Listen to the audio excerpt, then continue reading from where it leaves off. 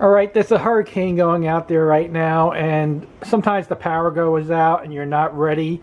You don't want to deal with a big generator, and I use one of these to supply me with some power, run a TV, a couple fans, some lights, so I don't have to depend on batteries as much. And this is what I use, and I'm going to leave an affiliate Amazon link in the description below for something like this that you may be interested in, and you should probably have one. They're not very expensive, but I'll show you what it is.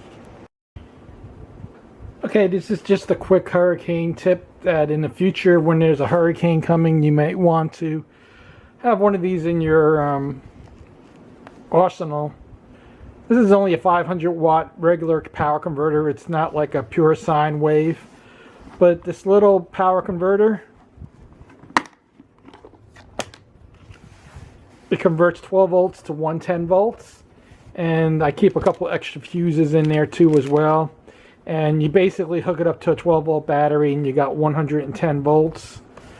I know you can't run very much on this. It'll last a decent amount of time. Lights will last a long time using something like this. Now, if you have like little fans, it's nice to have something like this. You could run fans. You could run a radio, a small TV, let's say. The pure sine waves are more for like electronics, but I've actually used this on TVs and had no problem running. 500 watts is pretty decent, and the max wattage is 1000 wattage. And this is a pretty cheap device when I purchased it years ago. Then they still make some cheap ones that you can look into. So I think if you have a generator, that's great. But like during a storm, you're not going to go pull out the generator. It's going to get it all wet. It's going to be really loud, and you may not need that kind of power in the beginning. So if you just need some short-term power, you know, maybe the electric will be out for a couple hours, you can probably get away with something like this. It'll even run like a small refrigerator. I'm not sure it will run a regular refrigerator. I don't know what kind of wattage they use.